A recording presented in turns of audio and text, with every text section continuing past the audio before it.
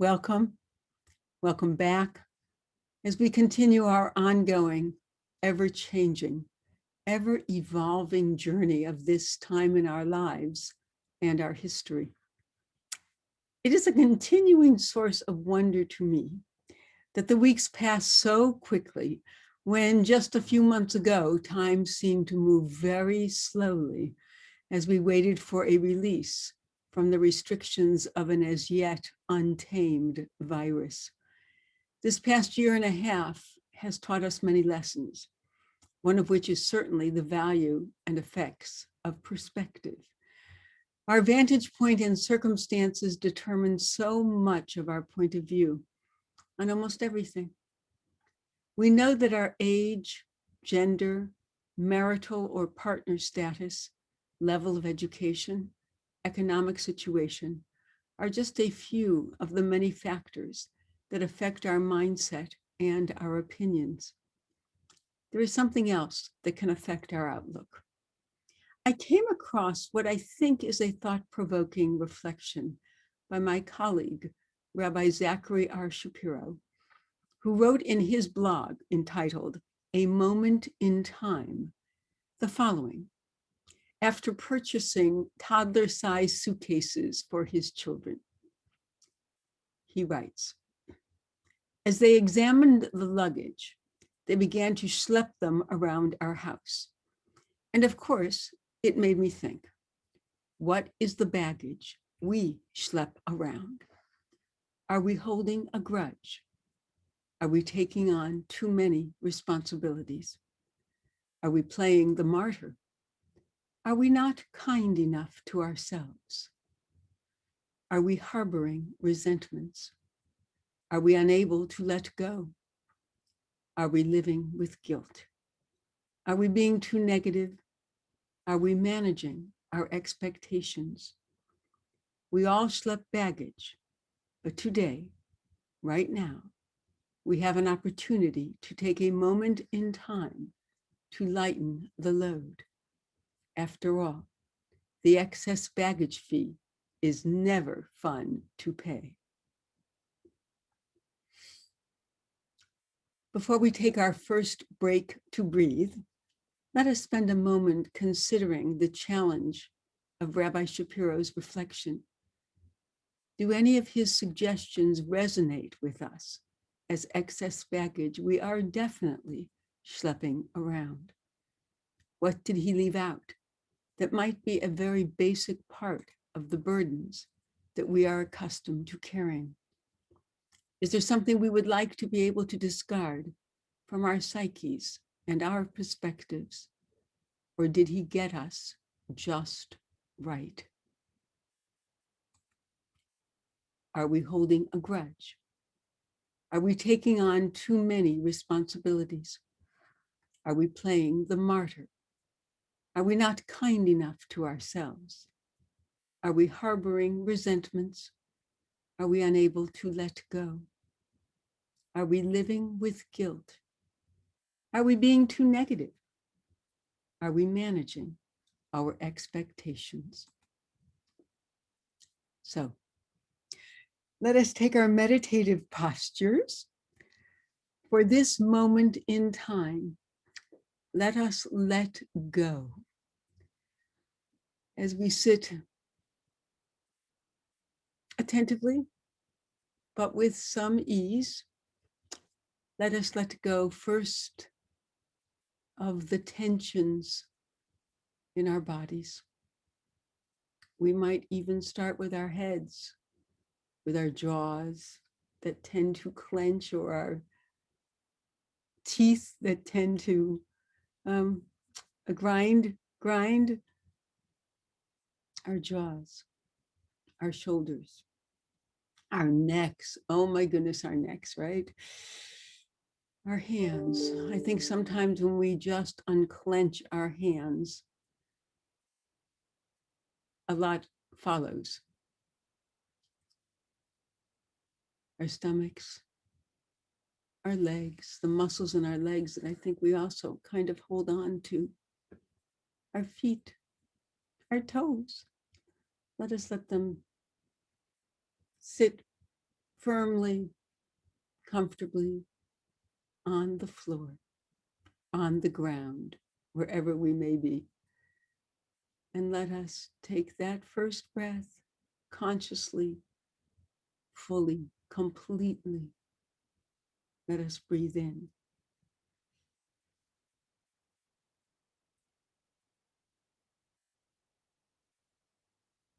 If it induces yawning, that is just fine, because that kind of deep breathing involves the very same muscles that yawning does. So don't worry. And that also, if it's possible to yawn, that means you've begun the process of letting go and of easing up on your bodies. I already have my eyes closed, but if you haven't yet and wish to do so, that's can be another part of this. Closed eyes or softly gazing at nothing in particular.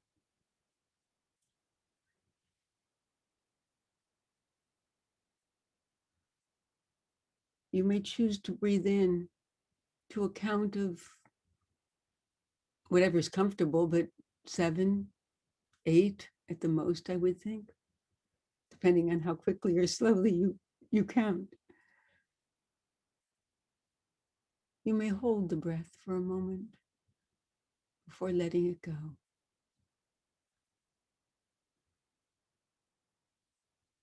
Feeling its fullness, the way it invigorates our bodies,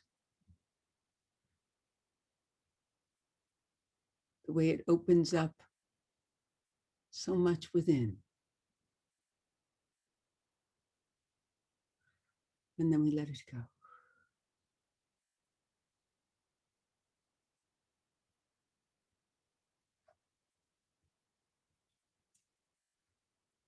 And we do again. And as we concentrate on the breathing in,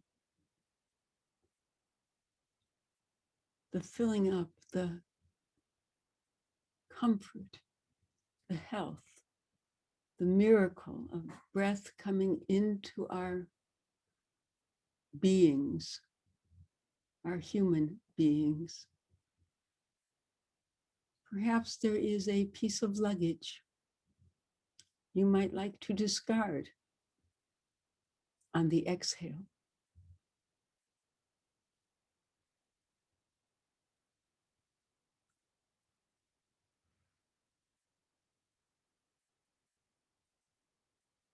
Anything, of course, that you would like to let go would be a good possibility for the exhale.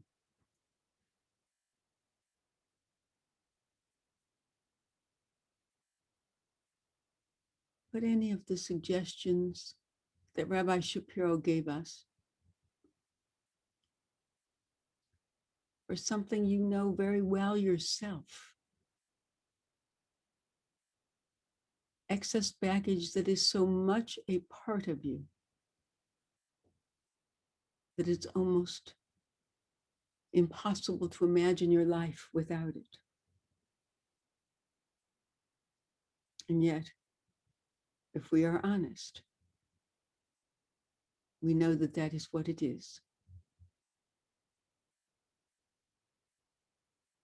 Excess baggage that impedes rather than supports us.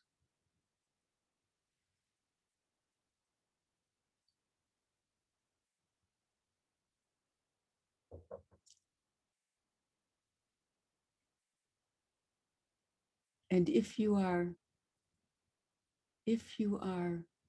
unsure,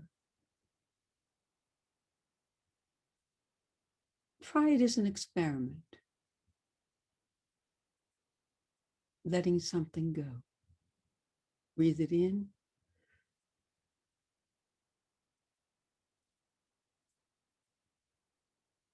And then let go of something. Practice. Try it.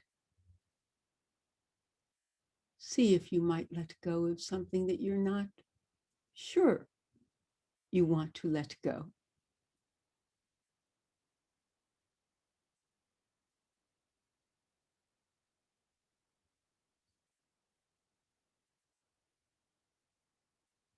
See how it feels just in your imagination, just in your breathing out.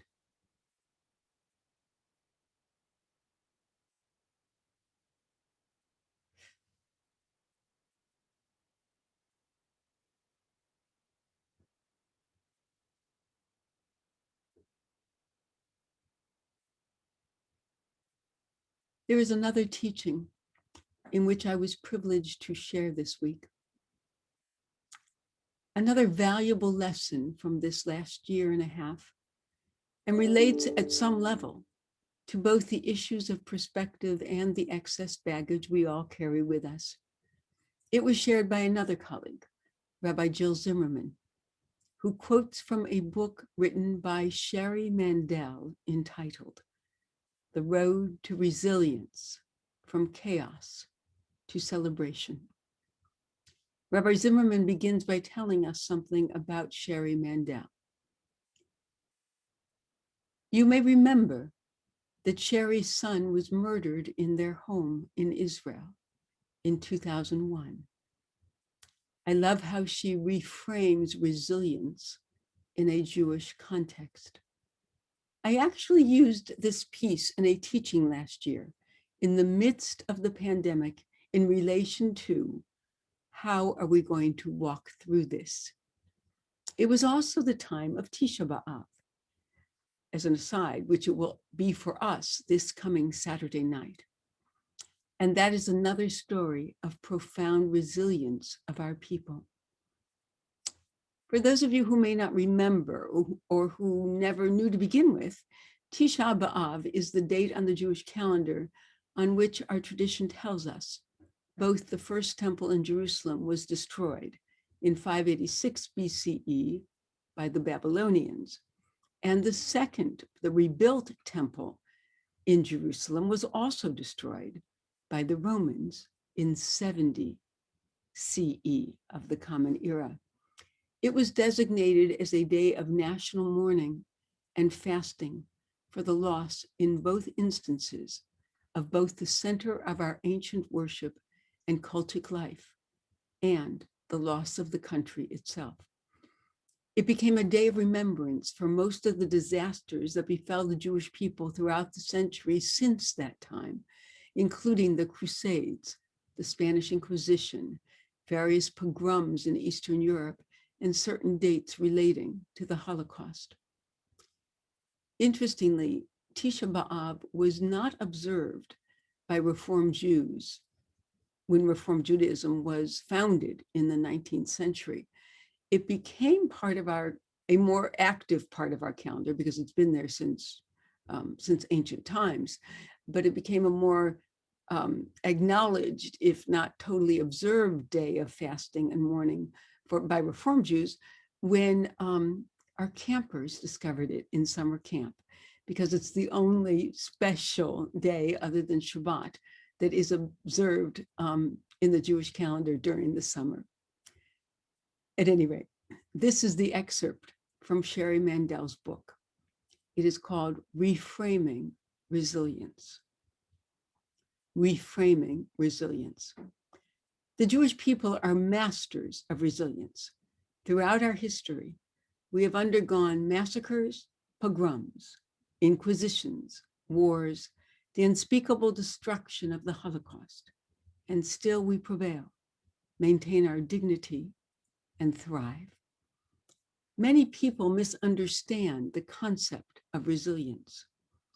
The literal meaning of the word resilience, from the Latin resilire, is to jump or leap back. In other words, to return to who you were, to bounce back. In Hebrew, a word used to denote resilience, hosen, has the additional meaning of being immunized. In other words, strong and impenetrable. But despite the connotations of the Hebrew word, the Jewish concept of resilience does not mean being impermeable, nor does it mean to bounce back. I've attended resilience seminars where psychologists speak about characteristics that enhance resilience, like realistic optimism, flexible and curious thinking, empathic emotions, and a problem-solving orientation. They talk about a resilient mindset, the ability to overcome adversity. But in Jewish thought, resilience isn't an attitude, but a process. It's not just endurance or perseverance or stamina, the ability to stand strong and firm. Jewish philosophy teaches us that resilience is not overcoming, it's becoming more, becoming our fullest and deepest selves as a result of adversity. We don't escape, but contemplate and reshape. We don't leap over troubles as if they don't exist. We allow them to be our teachers. We experience resilience when we are enlarged rather than diminished by our challenges. When facing adversity causes us to change, grow, and become greater. Moreover, resilience offers us the opportunity to deepen our relationship with the divine. I love her formulation of resilience as a process. We know that to be true from our experience of the pandemic.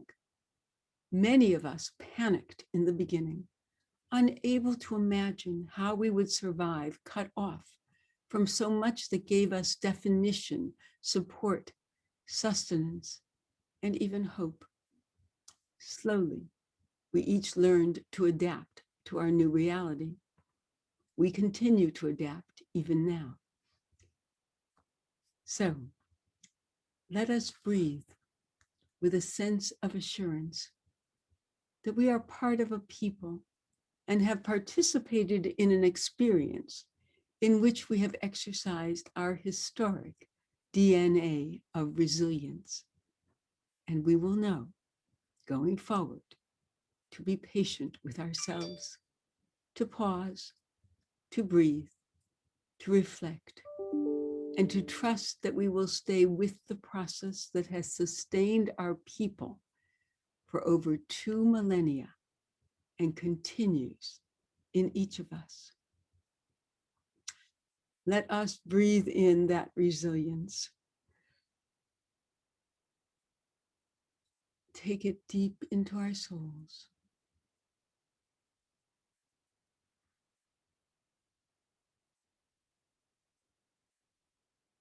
And let us again breathe out anything that interferes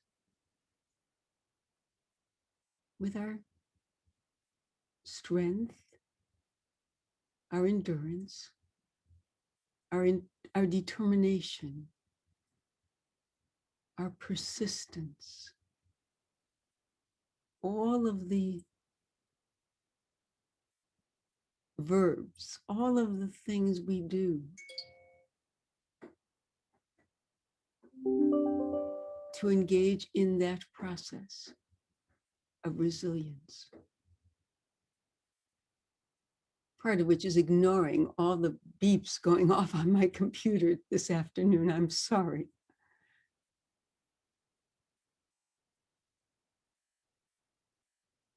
It is a process, just like breathing in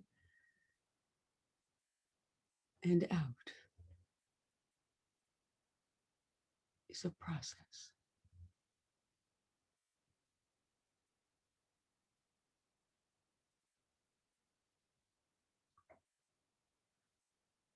And perhaps part of that process for each of us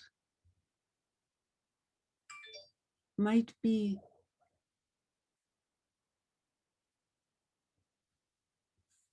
forgive me, I'm just gonna, might be to let go of some of the excess baggage. It might make the process easier.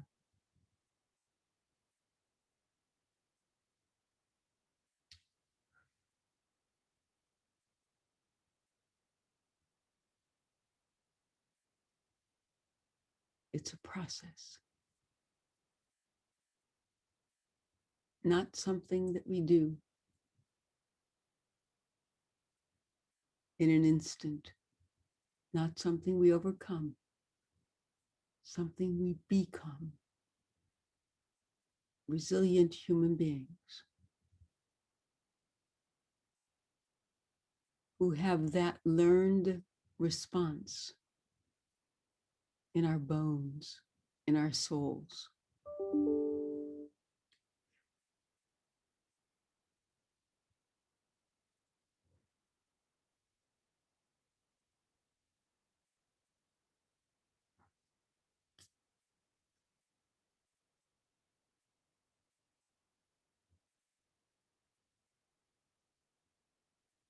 Let us breathe deeply.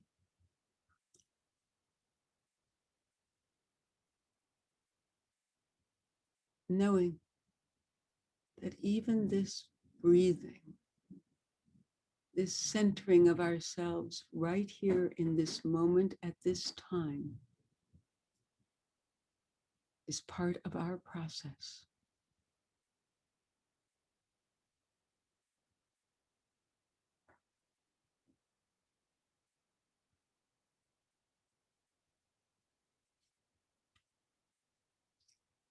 And by way of conclusion, and even inspiration for the week ahead, I would share with you this poem by Maya Angelou. It is entitled, Still I Rise. You may write me down in history with your bitter, twisted lies. You may trod me in the very dirt, but still, like dust, I'll rise. Does my sassiness upset you? Why are you beset with gloom? 'Cause I walk like I've got oil wells pumping in my living room. Just like moons and like suns, with the certainty of tides, just like hopes springing high, still, I'll rise. Did you want to see me broken, bowed head and lowered eyes, shoulders falling down like teardrops, weakened by my soulful cries? Does my haughtiness offend you? Don't you take it awful hard, 'cause I laugh like I've got gold mines digging in my own backyard. You may shoot me with your words. You may cut me with your eyes. You may kill me with your hatefulness, but still, like air, I'll rise. Out of the huts of history's shame, I rise. Up from a past that's rooted in pain, I rise. I'm a black ocean leaping and wide, welling and swelling, I bear in the tide. Leaving behind nights of terror and fear, I rise. Into a daybreak that's wondrously clear, I rise, bringing the gifts that my ancestors gave. I am the dream and the hope of the slave. I rise. I rise. I rise.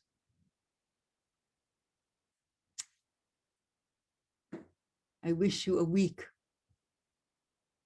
of resilience, of letting go, of rising to every challenge that faces you. God bless. See you next time.